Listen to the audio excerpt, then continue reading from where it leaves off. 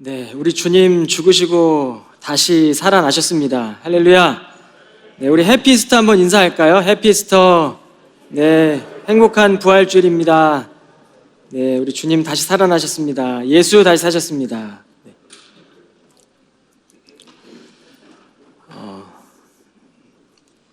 네, 세계 교회가 매년마다 부활주일부터 시작해서 이제 40일을 거꾸로 올라가 제수요일로부터 이 고난의 순례길, 40일이라는 순례길을 걸어가게 되지 않습니까? 그 40일의 순례길 가운데 40이라는 숫자 안에 우리가 매주 드렸던 그 주일은 포함되어 있지 않았다는 사실을 여러분 잘 아실 겁니다. 고난의 엄숙함과 고통 속에서도 작은 부활주일인 주일은 우리에게 빛이 되어 주셨습니다. 주님은 깊은 어둠 속에 있는 이들에게 여전히 빛이 있음을 말씀하고 계십니다. 고통 속에서 때로는 잠 못 이루며 뒤척였던 나날들 속에서도 우리 주님께서는 너희에게 평강이 있으라라고 말씀합니다. 예를 들면 인생의 벼랑 끝에 서 있는 이들이 평범하게 살아가는 사람들에 비해서 볼 때 주님의 평강과 주님의 위로하심은 더 깊이 다가올 것입니다. 오늘 십자가를 지시고 죽으신 예수 그리스도를 바라보며 제자들은 깊은 상실감에 쌓여 있었습니다. 그들에게 주님이 하셨던 이 평강이 있으라라는 이 주님의 말씀은 각별하게 느껴졌을 것입니다. 말씀을 준비하며 본문의 짧은 구절 속에서 예수님은 너희에게 평강이 있을지어다, 평강이 있을지어다 끊임없이 반복하고 있습니다. 우리를 향한, 또 사랑하는 제자들을 향한 주님의 마음이 느껴지는 대목입니다. 십자가의 고난과 죽음이 없었다면 우리에게는 부활도 없는 것이죠. 우리 인생의 애통함과 슬픔을 느껴본 적이 없는 분들이라면 주님의 위로와 평강이 어떤 의미인지 그 깊이를 알 수 없을 것입니다. 부활하신 주님이 가장 먼저 하신 말씀이 바로 오늘 평강이라는 두 글자입니다. 우리가 인생을 살아가며 어쩌면 가장 필요한 것이 평강이라고 저는 생각합니다. 우리 교회 가운데 가장 필요한 건 그리스도의 형제 자매들 가운데 누군가의 품을 통해 느껴지는 평강이라고 생각합니다. 평강은 성도들에게 새로운 옷을 입혀주시는 주님의 옷이고 부활의 확증입니다.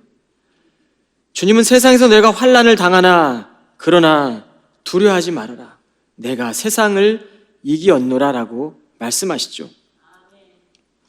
저는 이것이 부활을 사는 이들의 모습이라고 믿습니다. 여러분, 인사이드 아웃이라는 영화를 보신 적 있으십니까? 벌써 한 8년 정도 된 것 같습니다.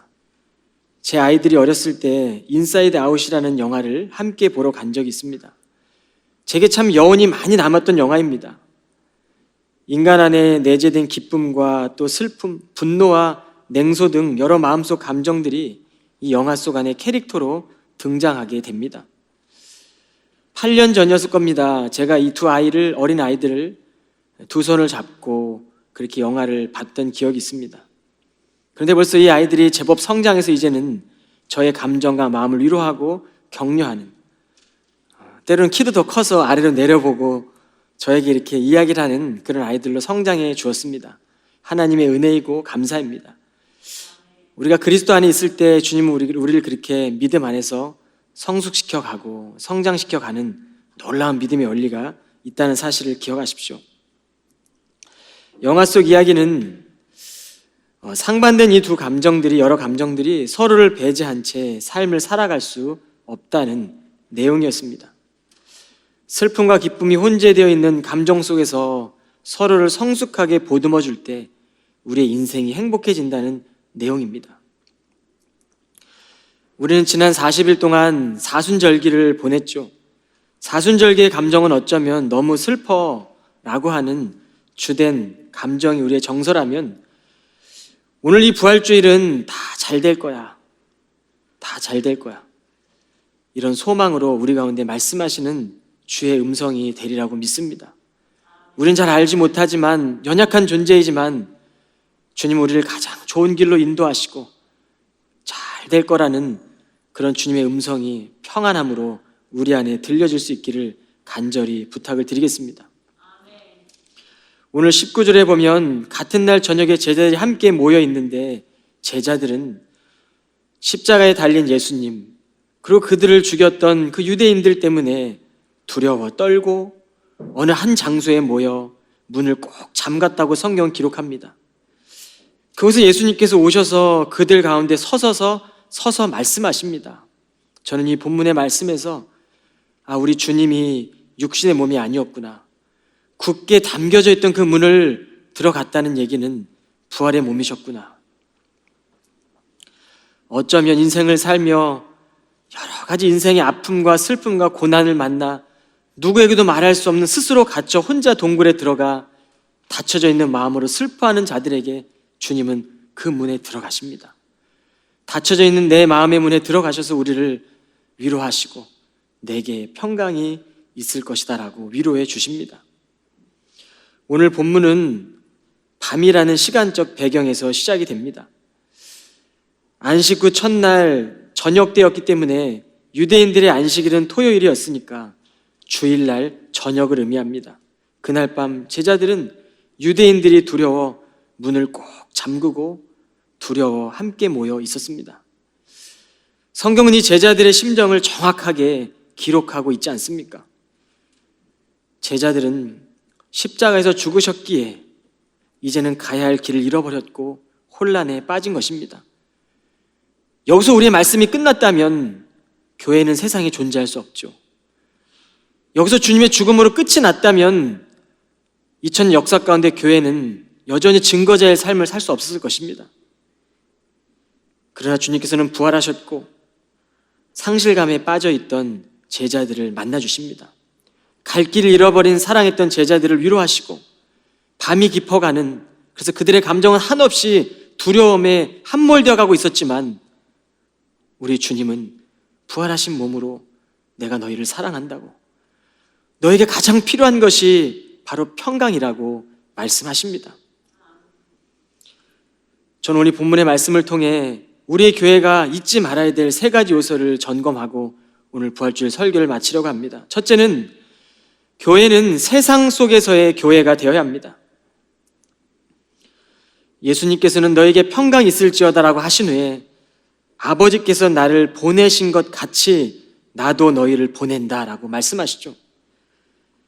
주님은 하나님께서 보내신 뜻을 다 이루십니다. 그리고 십자가에서 마지막 순간에 운명하시며 고개를 떨구며 내가 다 이루었다, 가상 7원의 마지막 그 음성, 내가 다 이루었다, 이 말씀을 하고 운명하시죠. 그리고 숨을 거두십니다. 십자가에서 죽으시기 전에 주님은 끊임없이 공생의 가운데 내가 십자가를 질 것이다 라는 것을 알려주시고 내가 부활할 것이다 라고 말씀하시지 않습니까? 그리고 내가 죽고 부활할 때 결국에 성령께서 너희들에게 올 거라고 약속하십니다. 주님은 각 사람에게 성령님을 보내기 위해 십자가를 지셔야 했죠. 육신의 몸으로는 온 인류의 사람들을 다 찾아갈 수 없었습니다. 모든 인류의 죄를 치유할 수 없었고 여전히 절망 가운데 스스로 갇혀있는 자들을 다 찾아갈 수 없었기 때문에 주님은 부활의 몸을 입으셔야 했습니다.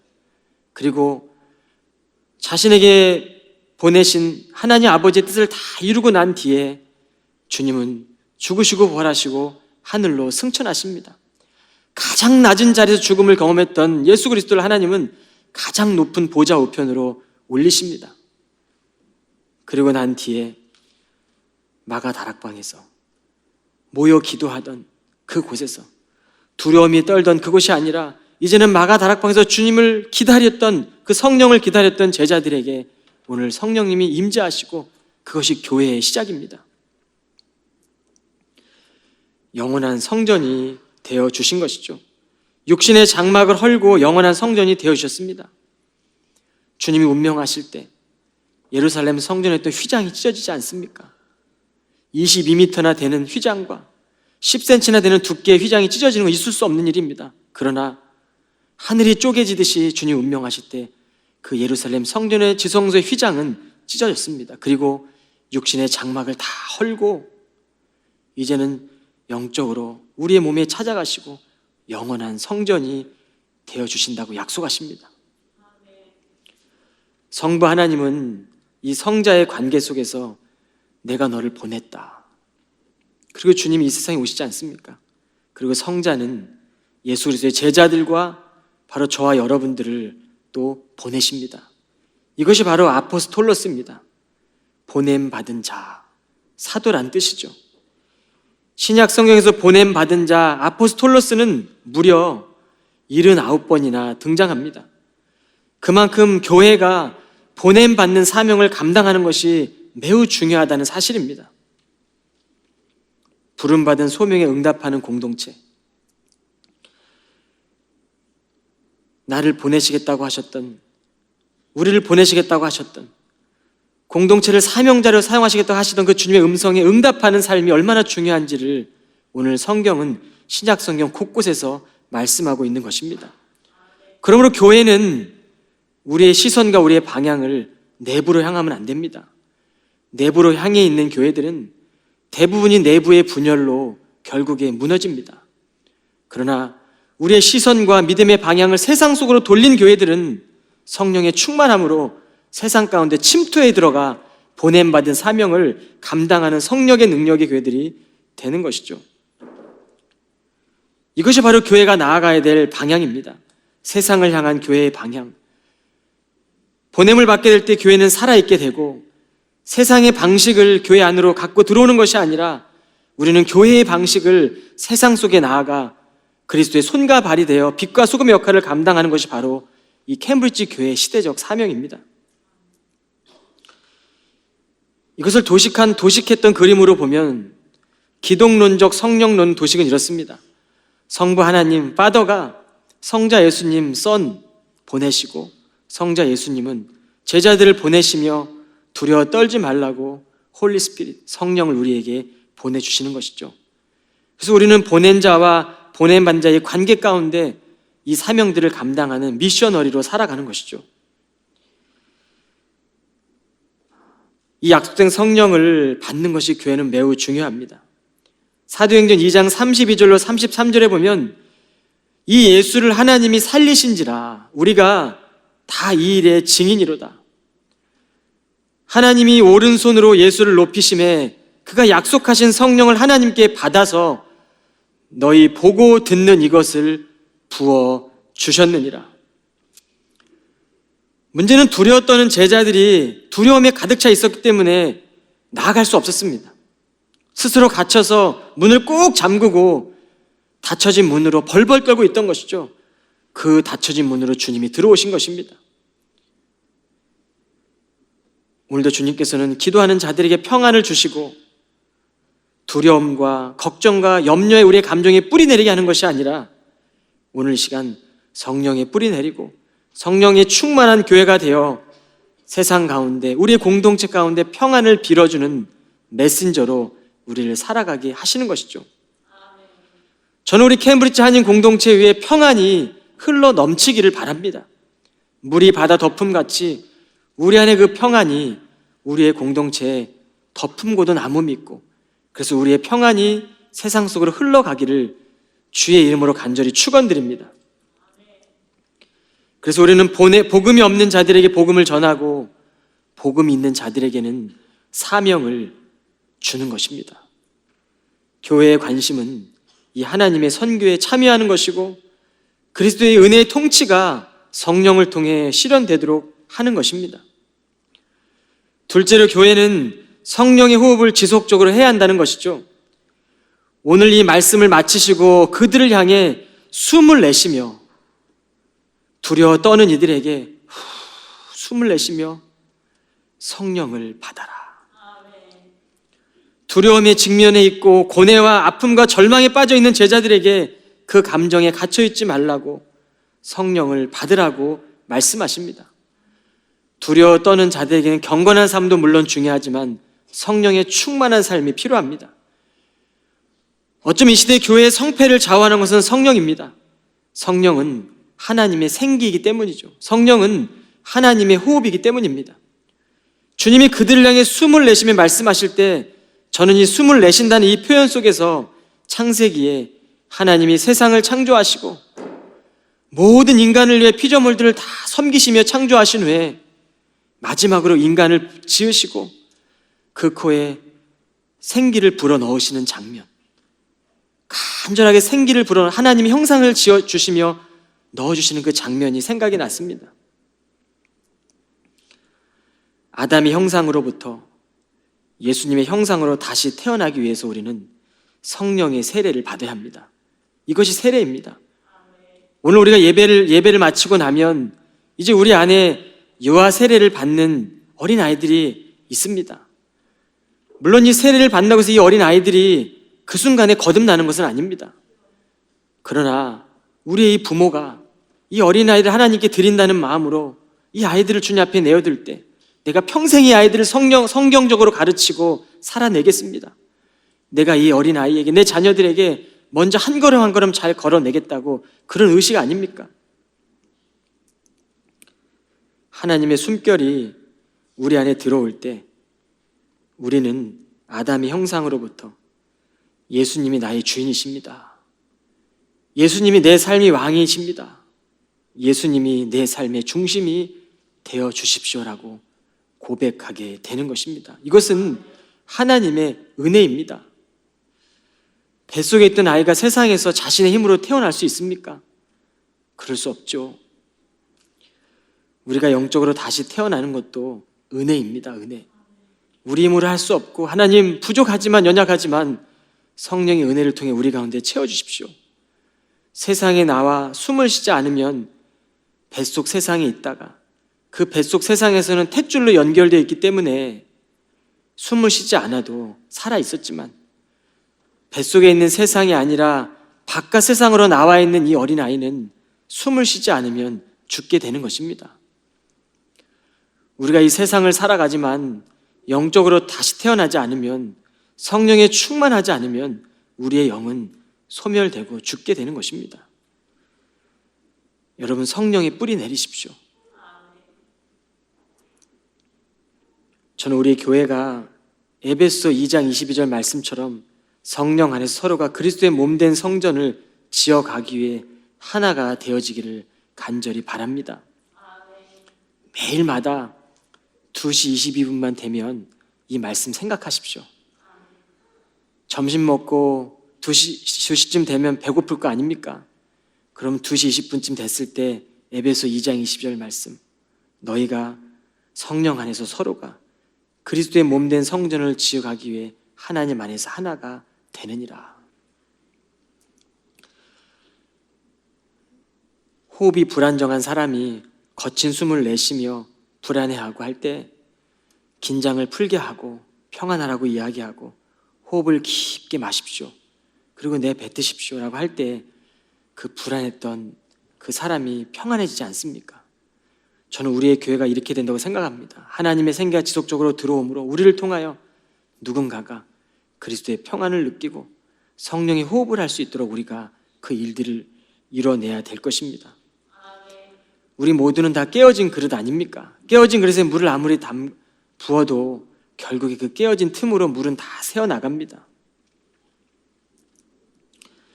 그러나 이 깨어진 질그릇 같기 때문에 물이 쏟아지는 수돗물 아래 그릇을 갖다 놓는 것이 바로 성령의 충만함입니다. 이것이 성령의 충만함에 이르는 것이죠. 성령의 충만한 삶이 무엇입니까? 저는 첫째는 주님과의 연합이라고 믿습니다. 이것은 서로 사랑하라입니다.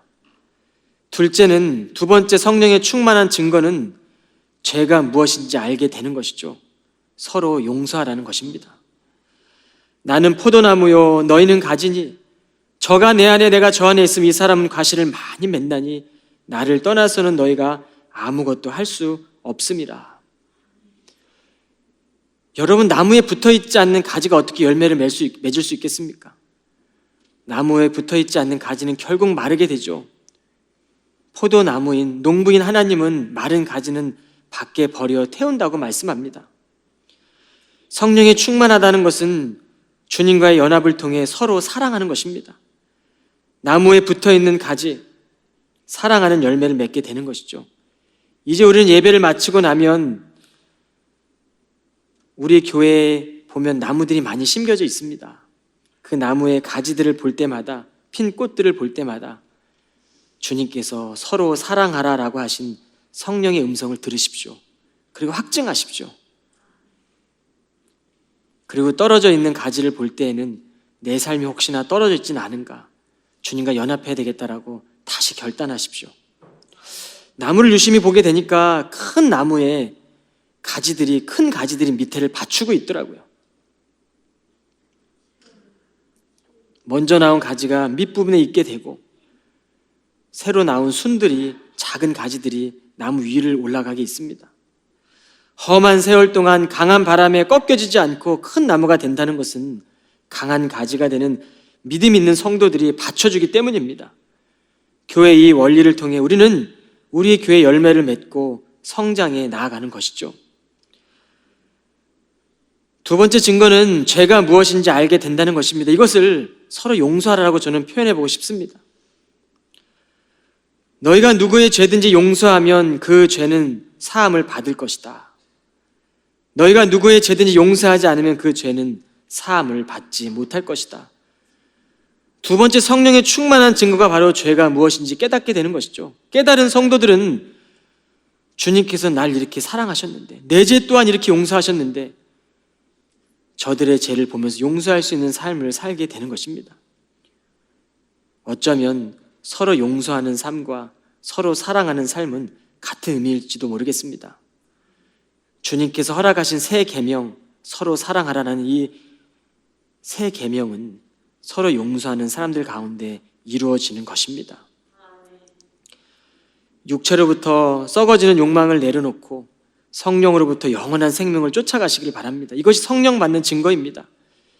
육신의 삶이 얼마나 짧습니까? 하나님 보실 때 하루가 1000년 같다면 우리의 잠깐의 삶은 1초에도 1초 정도밖에 안 되겠죠. 그 1초의 삶에 우리의 삶을 담으면 우리는 날마다 근심하고 불안해하고 두려워하겠지만, 영원한 생명의 관점으로 바꿔 우리가 나아갈 때 우리의 삶에는 주님께서 함께 하시는 성령의 충만함으로 우리는 할 수 없지만 서로 사랑하고, 우리의 능력이 없지만 서로 용서할 수 있는 그런 공동체가 될 것입니다. 우리의 약함과 또 우리의 연약함을 아시는 주님께서는 홀로 버려두지 않으시려고 성령 받으라고 말씀하신 것입니다. 그래서 사도행전 2장 38절에 보면 베드로가 이르되 너희가 회개하여 각각 예수 그리스도의 이름으로 세례를 받고 죄 사함을 받으라. 그리하면 성령의 선물을 받으리니. 여러분 꼭 성령의 선물을 받으시길 바랍니다. 이제 주일 예배를 마치고 나면 날씨도 완연한 봄이 왔고 봄바람이 여러분의 옷깃을 스쳐갈 것입니다. 여러분의 살결에 봄바람이 스쳐 지나갈 것입니다. 그때마다 이 성령의 기운을 느끼시길 바랍니다. 부활하신 주님은 이제 우리가 살아가는 공간과 우리가 살아가는 시간의 제약을 받지 않습니다. 부활하신 주님은 이제 공간 밖에도 계시고 공간 안에도 계십니다. 우리의 시간을 초월하여 계시기도 하고 우리의 시간과 함께 살아내고 계시기도 하십니다.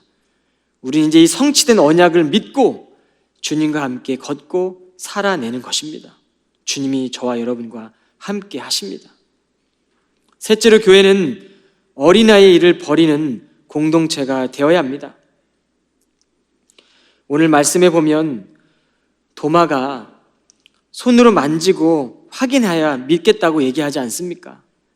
근데 우리 예수님은 그런 도마를 정죄하지 않으십니다. 도마의 손을 잡으시고 못자국 난 부위를 찔러보라고 그 손을 가져가십니다. 우리의 공동체 안에는 초신자들이 많이 있습니다. 믿음을 아직 깊이 경험해보지 못한 성도들입니다. 그러나 그들이 고뇌하고 있는, 그들이 두려워하고 있는 그 믿음의 일들을 바라보며 인내하고 기다려 주십시오. 의심하는 도마에게 자신의 상처난 손과 옆구리를 확인시켜 주듯 믿음의 공동체는 믿음이 없는 이들을 정죄하는 장소가 아니라 믿을 수 있도록 격려해 주는 곳이어야 합니다. 사실 도마의 주장은 이상한 것도 아니었습니다. 누구라도 죽었던 사람이 살아났다는 것을 받아들이기가 쉽습니까? 여러분, 2000년 전에 빈 무덤에 시간 여행을 하고 가신다고 할 때, 가정해 볼 때 여러분, 빈 무덤을 보고 예수님이 부활하신 것을 믿으시겠습니까? 오늘날 우리가 예수님의 부활의 생명의 경험을 하지 못하면 우리는 여전히 여러 일들 때문에 주님과는 멀리 떨어져서 떨어진 가지처럼 살 수밖에 없는 연약한 존재임을 기억하시기 바랍니다. 누구라도 죽었던 사람이 살아났다는 것을 받아들이기가 쉽지 않지만 이 흔들림 속에서 믿음을 깨닫게 되고 이 고뇌 가운데서 우리의 믿음이 더 깊어지는 것입니다. 폴 투르니에라는 의사이며 신학자가 있습니다. 그는 한 시대를 살아가면서 인간의 만남을 세 가지로 정의합니다. 첫째는 육체와 육체의 만남입니다.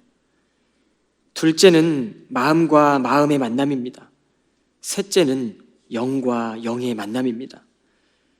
그는 일찍이 아버지가 세상을 떠났고 홀 어머니 밑에서 외롭게 자라며 다른 아이들과 잘 어울리지도 못하는 그런 어린 시절을 보냈습니다.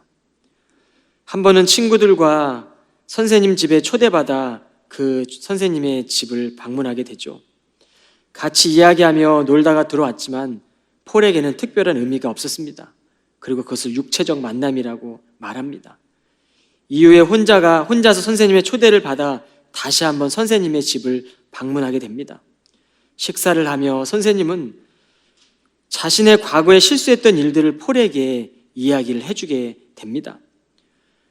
그는 존경하던 선생님에게도 이런 인생의 약점이 있었구나라는 생각과 함께 자기도 모르게 마음의 문을 활짝 열고 자신의 아픔을 선생님에게 이야기하게 됩니다. 그리고 난 뒤에 집으로 돌아오면서 생각하면 난생 처음 내가 위안을 받았구나. 아버지도 없이 어린 시절을 보내며 마음이 참 어려웠는데 선생님을 통해 그 아버지의 사랑을 발견하며 마음과 마음의 만남이라고 그는 이야기합니다. 얼마 후 그는 대학에서 이 선생님과 다시 조우하게 되죠. 그때 선생님은 그리스어를 가르치고 계셨습니다. 그날 선생님은 다시 폴을 집에 초대합니다. 그리고 식사 후에 진지한 표정으로 말씀합니다.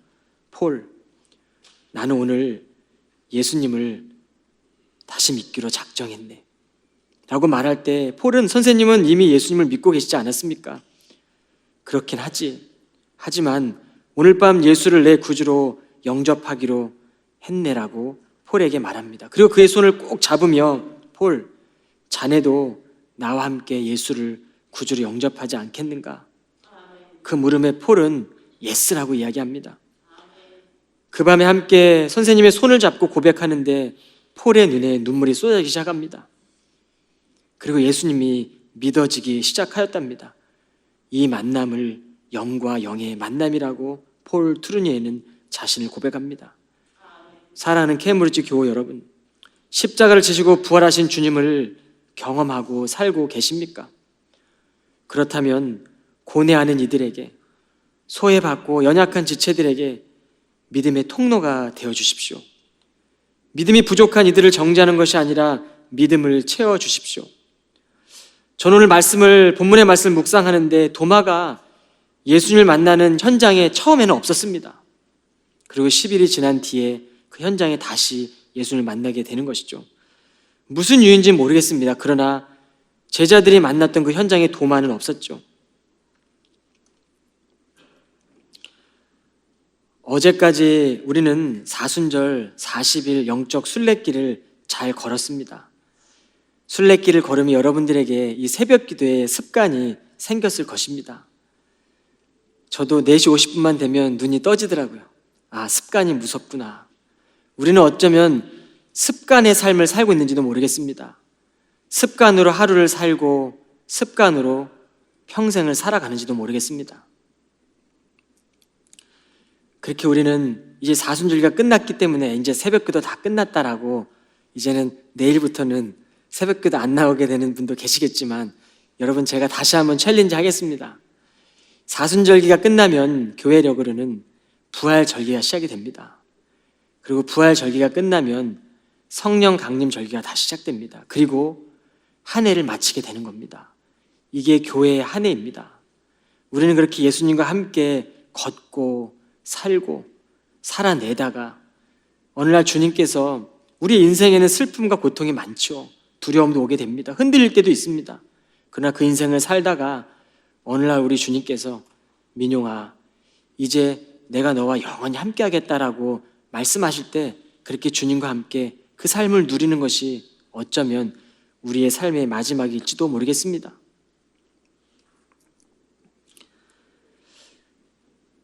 여러분, 그렇게 부활하신 주님과 동행하며 일상을 살아내십시오.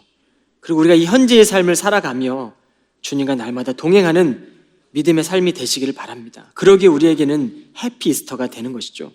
은혜의 시간들이 우리 안에 있기 때문입니다. 도마의 별명을 보니까 디두모라고 성경에 나와 있습니다. 디두모의 뜻을 보니까 주석에는 이중성이라고 얘기합니다. 도마의 이런 마음이 우리 안에도 있지 않습니까? 이중적인 마음들. 우린 다 연약한 존재이죠.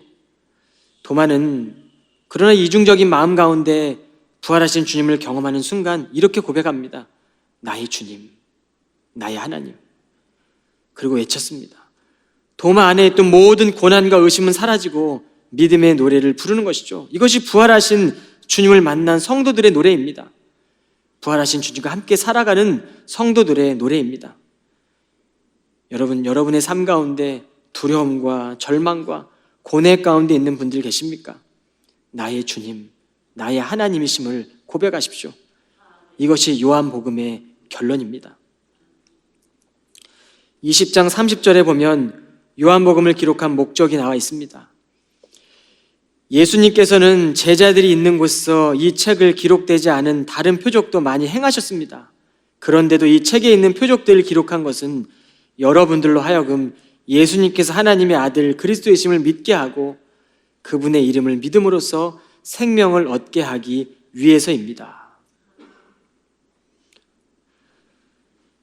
여러분, 오늘 우리는 예배를 마치면서 부를 파송의 찬송가에 보면 4절 가사가 있는데 오늘 이 4절 가사를 함께 고백하며 부활주일 메시지를 마치려고 합니다.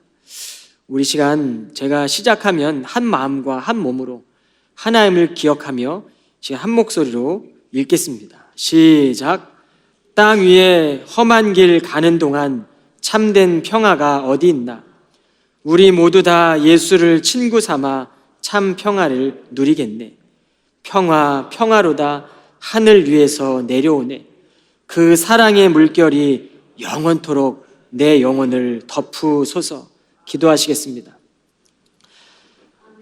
주님, 부활의 주님께서 주시는 평강이 우리 마음 안에 넘치게 하옵소서. 이 세상 가운데 살아가며 성령의 호흡으로 살아가게 하옵소서. 무엇보다 보냄받은 제자의 길을 가며 가장 좋은 길로 인도하시는 주님을 믿게 하시고 우리보다 크신 하나님의 뜻을 믿으며 겸손과 순종함으로 세상 속에서 선한 영향을 끼치는 교우들이 다 되게 하여 주옵소서. 예수 그리스도 이름으로 간절히 기도하옵나이다. 아멘.